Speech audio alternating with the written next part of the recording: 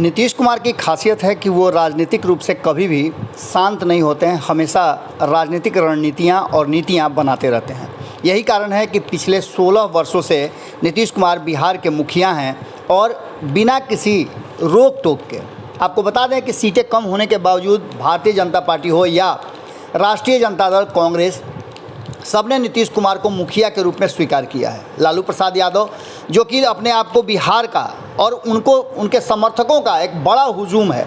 कभी लालू प्रसाद नीतीश कुमार के सबसे चाहते नेता हुआ करते थे, सबसे ज़्यादा पावरफुल नेता हुआ करते थे। वो भी कहीं ना कहीं नीतीश कुमार को अपना नेता मानने के लिए मजबूर हो जाते हैं। ये नीतीश कुमार की नीतियाँ ही हैं। नीतीश कुमार की नीतियों को समझना बहुत आसान नहीं है।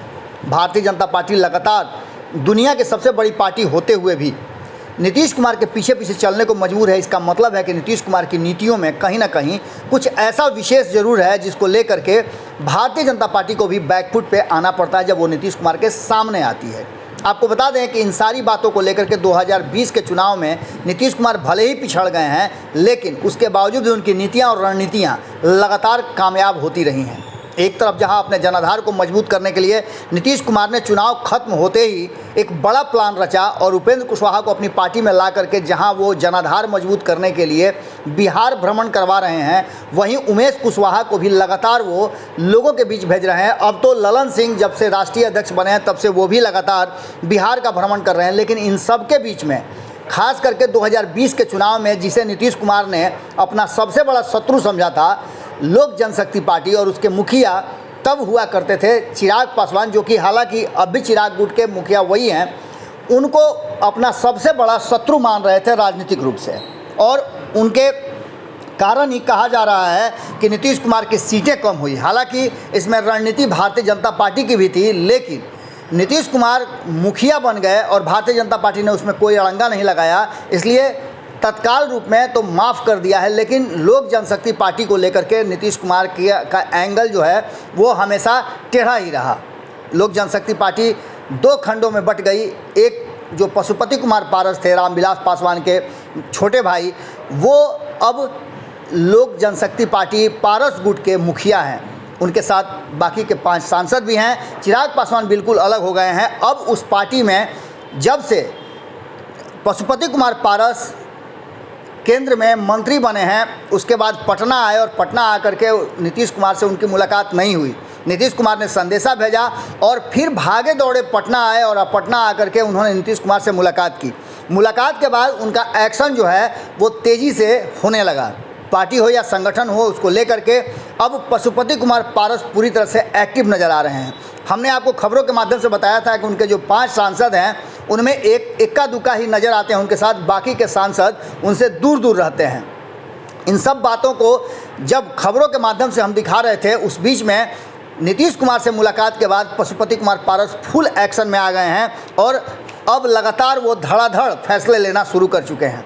पशुपति कुमार पारस ने संसदीय बोर्ड का नया गठन किया है और उसकी जिम्मेवारी वीना सिंह को दिया है, जो वैशाली से सांसद हैं।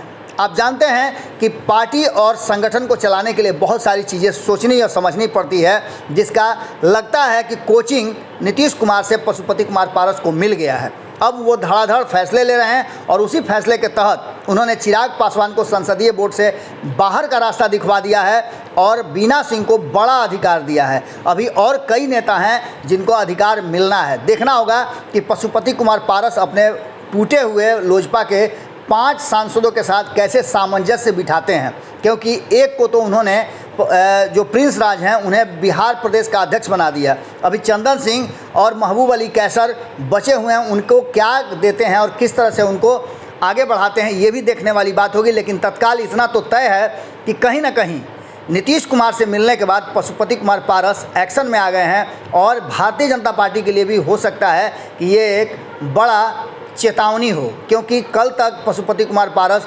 भारतीय जनता पार्टी का गुणगान कर रहे थे, लेकिन नीतीश कुमार से मिलने के बाद अब वो नीतीश कुमार के फॉर्म में, उनके एंगल में नज़र आ रहे हैं, जिससे साफ लग रहा है कि एक बार फिर से पशुपति कुमार पारस नीतीश कुमार के करीबी बन गए हैं। क्या होगा आने वाला भविष्य बताएगा, लेकिन वर्तमान स्थिति में पशुपति कुमार के पारस के एक्शन से ये पता चलता है कि उनमें नीतीश कुमार का इन्फ्लुएंस फिर से शुरू हो गया है। जुड़े रहिए भारत लाइव के साथ, खबरें लगातार जारी है। बहुत बहुत धन्यवाद। अगर ये वीडियो पसंद आई और वह बिहार के राजनीति और बिहारियत से सरोकार रखेनी तो सब्सक्राइब बटन दबा के चैनल के सब्सक्राइब कर ली। ओजे एगो घंटी बा, ओकरा बटन दबा देला से कुल सटीक और मारक खबर रुआ मुफ्त में मिल जाई। अगर रुआ पत्रकारिता के हमनी के नया प्रयोग में सहयोग कर चाहतानी तो ज्वाइन बटन दबा दी। पेटीएम नंबर नोट कर ली 9386816700। धन्यवाद।